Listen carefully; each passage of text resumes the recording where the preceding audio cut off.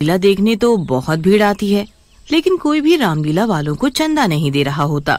ये देखकर रामलीला कराने वाले बहुत दुखी होते हैं। किशन, जो कि रामलीला कमेटी का मैनेजर होता है, रवि से बोलता है।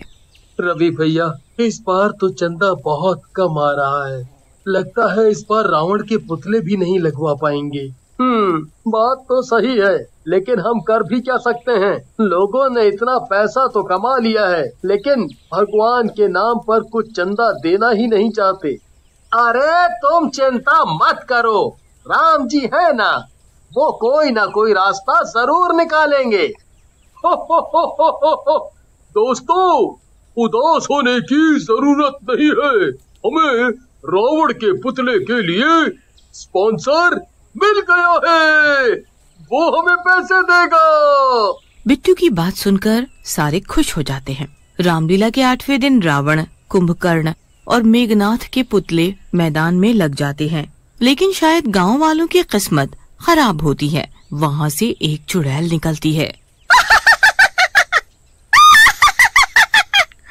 वाह, कितने बड़े बड़े पुतले हैं, क्यों ना इन्हीं में कुछ दिन रह जाऊं। ऐसा कहकर चुड़ैल और उसके 2 शैतान तीनों पुतलों में समा जाते हैं। उनके पुतलों में घुसते ही पुतले जिंदा हो जाते हैं। उनकी आंखें असली की हो जाती हैं और वो बोलने लगते हैं। बड़ा ही मजा आ रहा है, लेकिन मुझे अब भूख लगी है। मैं क्या खाऊं?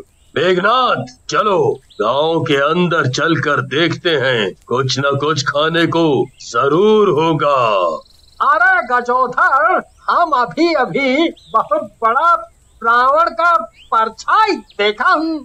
पुत्तन की बात सुनकर गजोधर हंसता है और बोलता है। बोला था दशहरे में मत पिया कर, हाय पापी, तुझे चढ़ गई है। तुझे रावण दिख रहा है, हाय अभी हनुमान जी भी देखेंगे, तुझे अपनी गदा से ही पीटेंगे, हाय।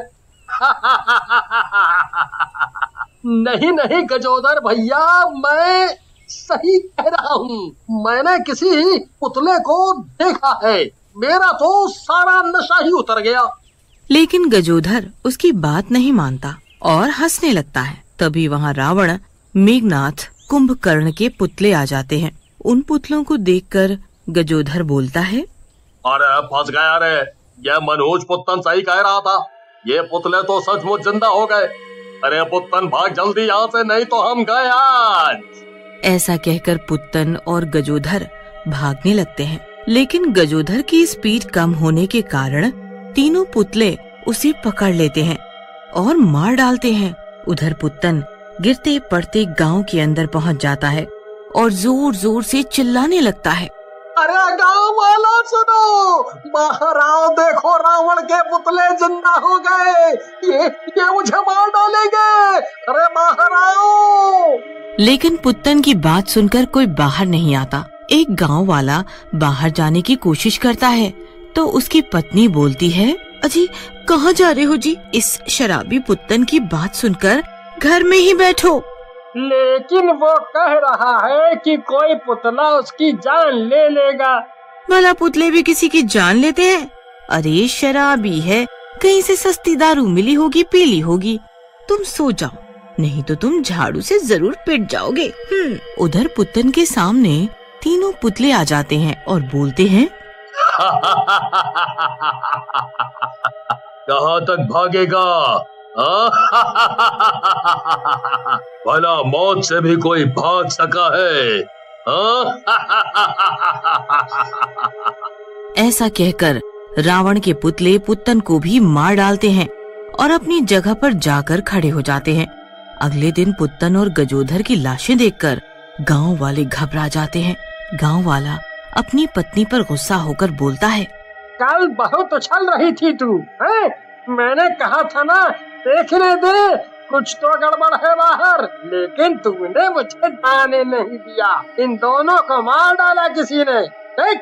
अरे मुझे क्या पता था ये शराबी सच बोल रहा है। मुझे तो लगा इसने ज्यादा पी ली है और बहकी बहकी बातें कर रहा है।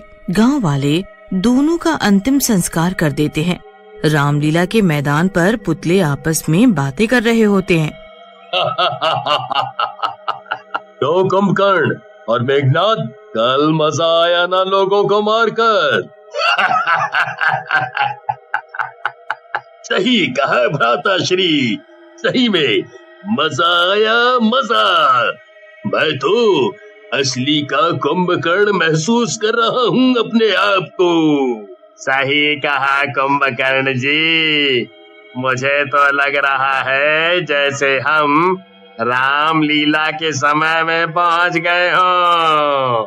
उन तीनों की बातें वहीं पास में काम कर रहा राजू सुन रहा होता है। वो किशन के पास जाकर बोलता है, किशन भैया, हमको लगता है ये तीनों पुतले जिंदा हैं। आज ये तीनों पुतले बातें कर रहे थे। पुतले पुतले आपस में बातें कर रहे हैं। किसी और से मत बोलना, नहीं तो लोग तुझे पागल कहेंगे। नहीं नहीं किशन भैया, आप चाहो तो खुद देख लो। ऐसा कहकर किशन वहाँ से चला जाता है। बाकी लोग और राजू भी अपने काम में लग जाते हैं। उसी रात तीनों पुतले वापस गांव में जाते हैं और कई लोगों को मार डालते हैं। अगली सुबह गांव वाले एक जगह इकट्ठा होते हैं और बोलते हैं, अरे मैंने वो शराबी पुत्तन के मुंह से सुना था कि कोई पुतला उसे मार डालेगा। कहीं ये रावण के पुतले का तो किया धरा नहीं। सही कह रहे हो भाई तुम, कल मैंने भी कुछ परछाइयाँ देखी थी। तभी वहाँ सरपंच जी आते हैं और बोलते हैं, अरे तुम चिंता क्यों कर रहे हो? अगर ये पुतलों का किया धरा है तो आज दशहरे का आखिरी दिन है, शाम को जला देंगे इन पुतलों को। फिर गांव वाले बेसब्री से शाम होने का इंतजार करने लगते हैं और जैसे ही शाम होती है सारे के सारे रामलीला मैदान पर पहुंच जाते हैं।